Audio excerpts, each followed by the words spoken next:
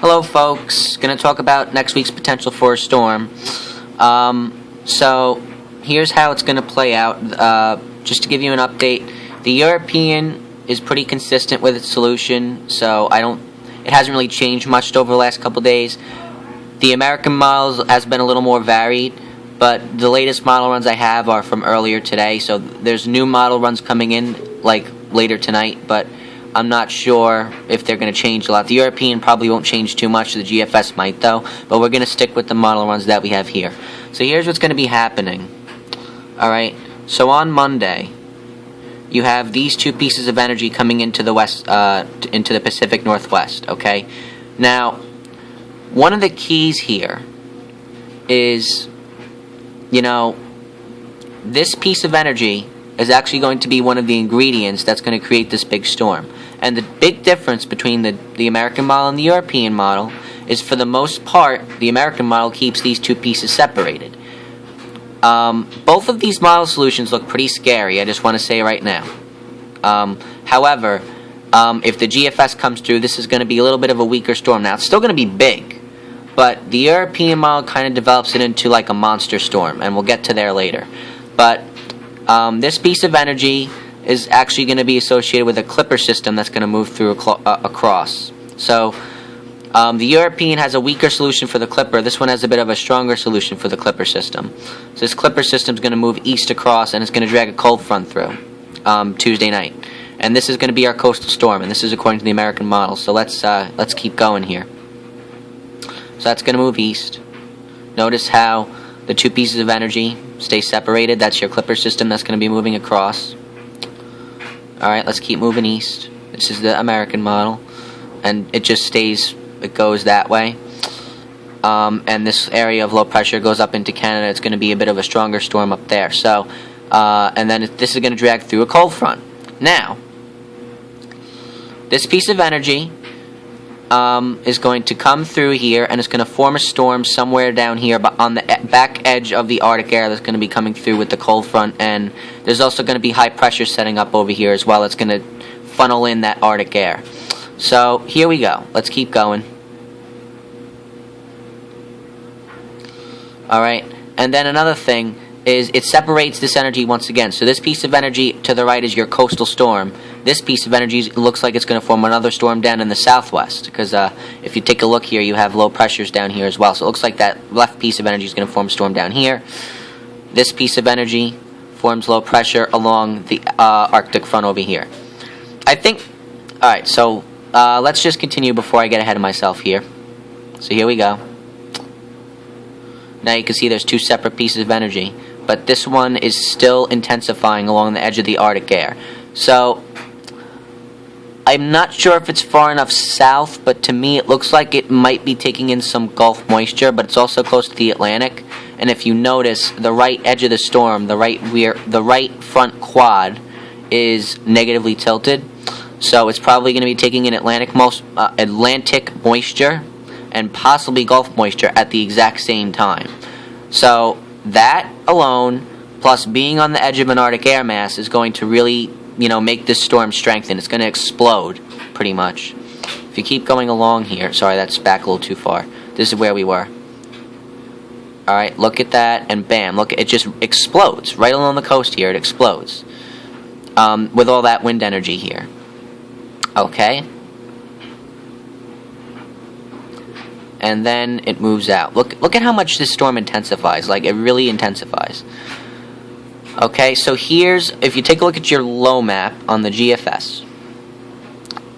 So we're back on Monday now. So that piece of energy coming in, there's your, this is what's gonna become your coastal storm. That's gonna move there and then up. Okay? So let's keep going here. So watch this area right here. That's your coastal storm. Zoom in a little bit just so you guys can see.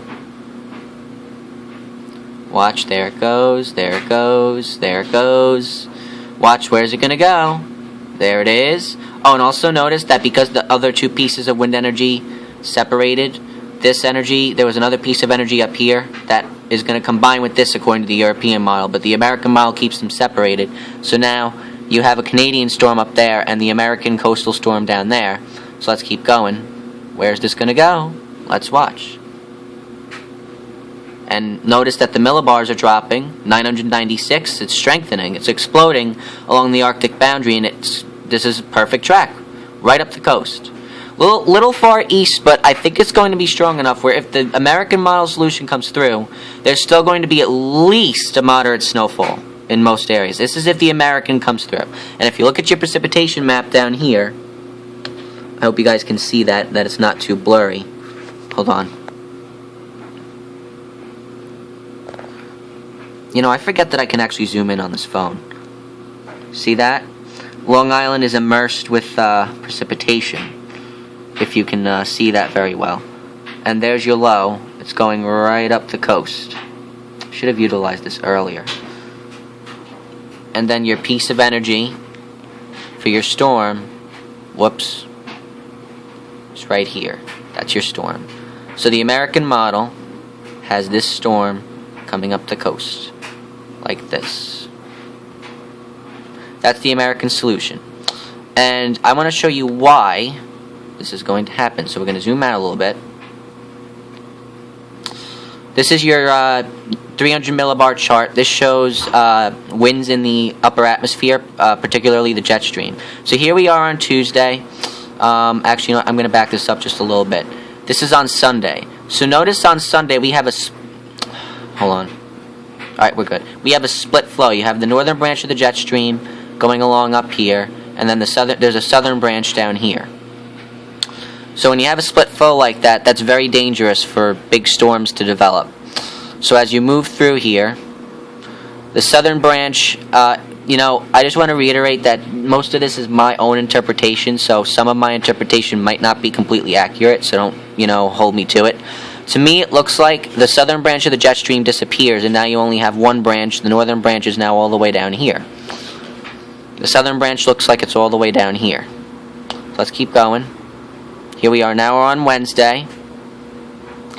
Alright. Oops, that's a little too far.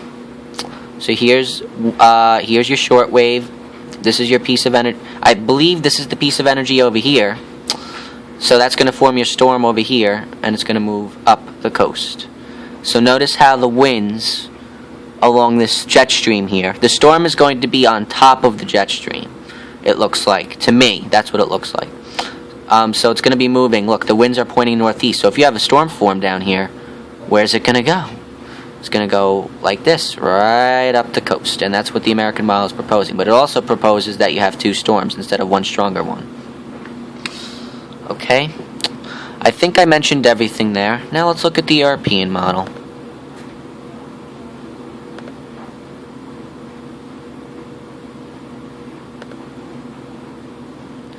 Okay, so we are on Monday now.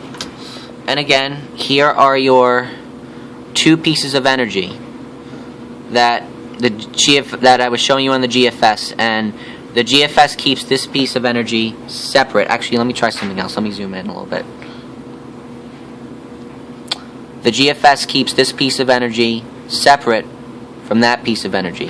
Now watch what the European does. Bam, they come together.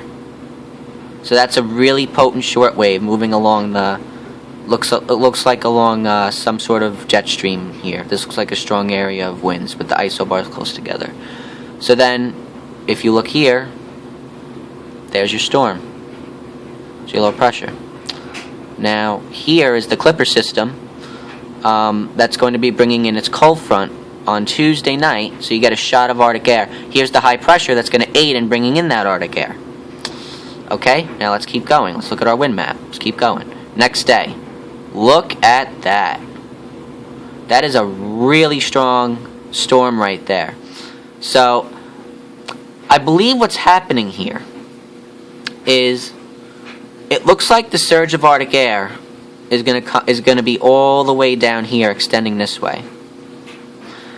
And when this short wave comes from here, so the Arctic air is going to be pretty much along this boundary here. That's what it looks like to me from the European. So when this short wave comes from here to there, it's going to explode along the boundary, the back edge of the Arctic air. And so we went from this to that.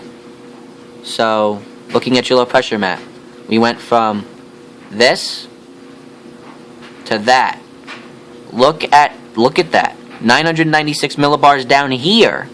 As that pressure goes down, this storm is strengthening rapidly. And if you look up here, look at this. You have high pressure developing, and that's a pretty strong area of high pressure. I believe that's 1030 or 1034. I can't see this number over here.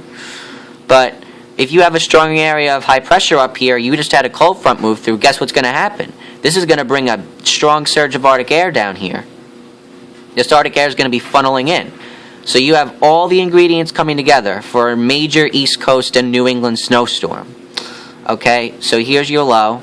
And now look what the European does. It just keeps getting better and better. This is the last run here. Look at this. Look at this short wave. Well, it's not really a short wave anymore. Look at this storm. Look at all this wind energy. Like, this is just massive, according to the European. GFS still develops a strong storm, but not like this. Okay? Now, the European also has a Canadian storm up here, but it had the two pieces of energy combined back here, and that's why you have a much bigger, that's one of the reasons why you have a much bigger storm here.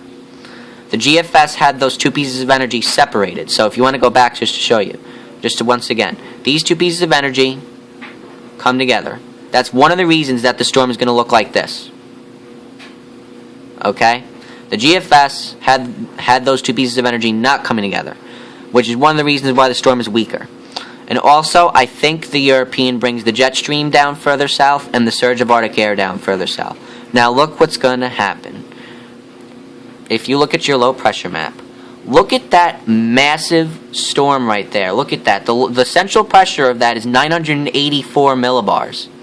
That is extremely low. That is extremely low. Well, you know, not like unseen low, but, you know, most of the storms that we've been getting recently haven't had pressures below 1,000 millibars. So 984 is a big drop. And notice that you have high pressure above it.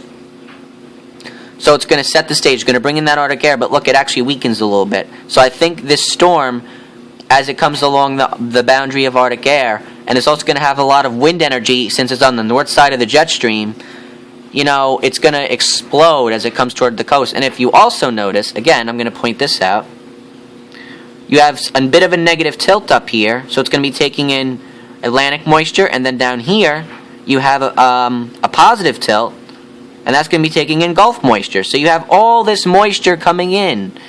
Like, it's so perfect. Now look at the track. And this is the part where I become skeptical. But your track brings it pretty much right over Long Island and into over the coast of southeastern Massachusetts. Now, you know what? I'll talk about that in the next video because I don't want this to be too long.